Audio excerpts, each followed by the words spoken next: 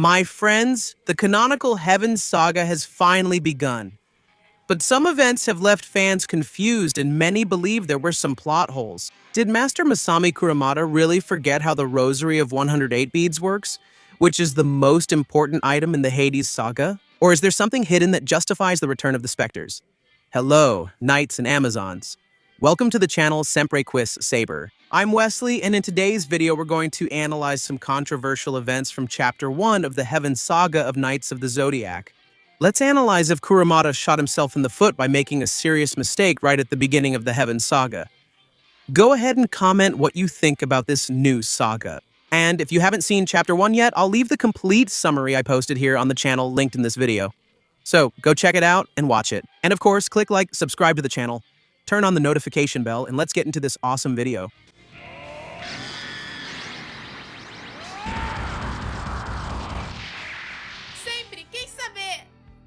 The big question that everyone wants to know is, will Masami Kurumada use Hades' Specters once again as Athena's main enemies? For those who follow the classic manga and the canonical works, we know that the Hades saga was the highlight of the 20th century, focused entirely on the god of the underworld and his army of 108 evil stars. Then in Next Dimension, we were transported to the 18th century, and guess what? The enemies for most of the story were, once again, the Specters from that era. Now, with the beginning of the Heaven Saga, we see the return of these warriors. This time, the central figure of this resurrection is the evil goddess Kur. For those who are not familiar with the extras and the new additions to the canon, Kur is one of Hades' most loyal and dangerous servants. And in this saga, she is responsible for bringing back to life the remaining Specters, those who were dormant and whose surpluses were still intact. A lot of people in the fan base think this is a cheap repetition. After all, the Knights have already defeated the 108 Specters. Granted, seeing Hades' servants again as antagonists feels like a recycled plot. But, my friends, I truly believe that Master Kurumada is preparing something much bigger and more complex than just a simple rematch. That's because, certainly, the Specters and Kur won't be the main enemies of this saga. Another widely discussed issue is the Rosary of 108 beads revealed by Shaka of Virgo in the classic saga. This artifact is the only weapon capable of sealing the souls of the Specters, preventing them from resurrecting endlessly during the Holy War. Many pointed out a serious continuity error. At the end of the classic Hades saga, the Rosary became completely dark. Each of the 108 beads changed color, which, theoretically, would indicate that all 108 Specters were defeated and their souls properly sealed. If the Rosary sealed everyone, how on earth is the goddess Kira still alive? And how is she able to awaken new Specters? Wouldn't that be a plot hole? So, guys, here's a detail that a lot of people overlook. The goddess Kara is not one of the 108 evil stars. Although she serves Hades, she is not a regular Specter, tied to a terrestrial or celestial star. Kira is a minor goddess in Greek mythology, representing cruel fate and violent death.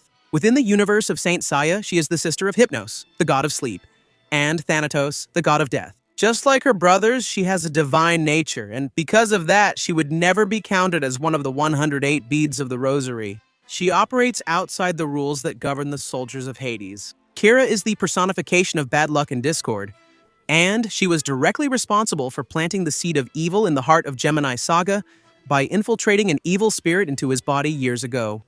Therefore, her being alive in the Heaven Saga is perfectly coherent. But what about the appearance of a new Specter?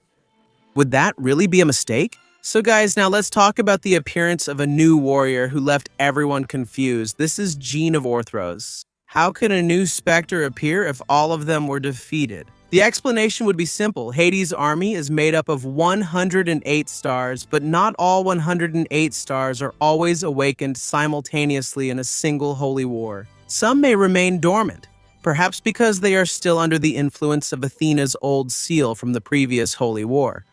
Or maybe because the Seporis was not activated by Hades' Cosmo. Jean de Orthros is one of those cases.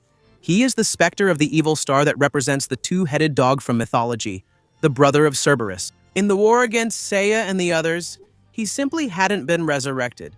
He was still asleep in the depths. Since his Seporis was intact and he wasn't defeated, his soul wasn't sealed by the Rosary in that particular battle. Kur managed to use his divine power to awaken the Specter of Orthros now, And maybe the bead of the rosary that represents this specter was simply black during the Hades saga because he was still sealed in the Specter Tower. Therefore, his sealing was not renewed by Buddha's rosary. And with Athena's weakening, Kur ends up managing to awaken him through his Sapuris. This gives Kurumada a lot of room in this story. This indicates that other new specters, Hades warriors we've never seen before because they were dormant during the 20th century Holy War, may appear in this new phase. Imagine the potential for new designs and powers that are still hidden in the underworld. And this is where, my friends, my main theory comes in.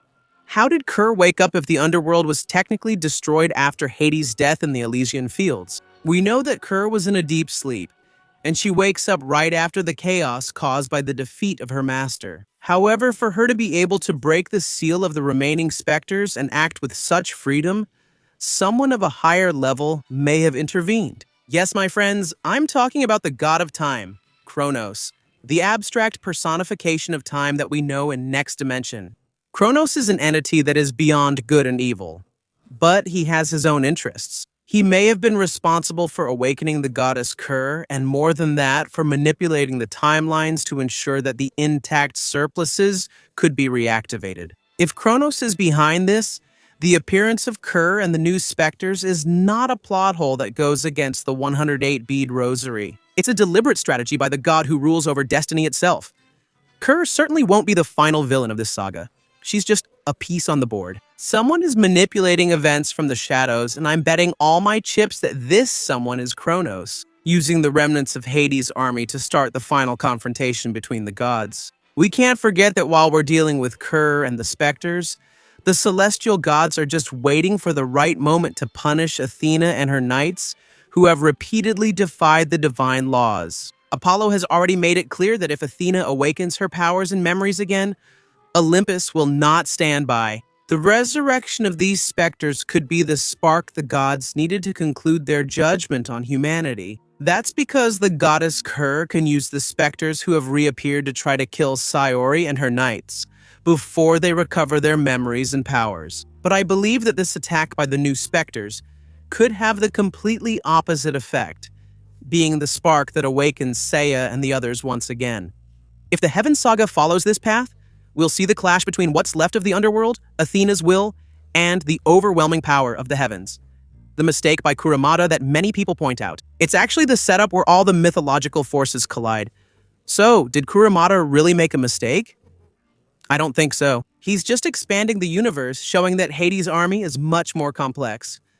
The return of the Specters is just a prelude. It's a way to show that even with Hades' death, the forces of evil don't disappear.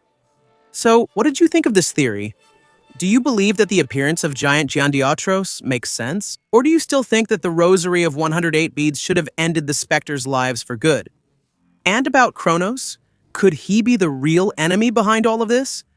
Leave your opinion down below, and don't forget to share this video with that friend of yours who likes Knights of the Zodiac. Anyway, thanks for watching until the end and see you next time. Burn your Cosmo to infinity.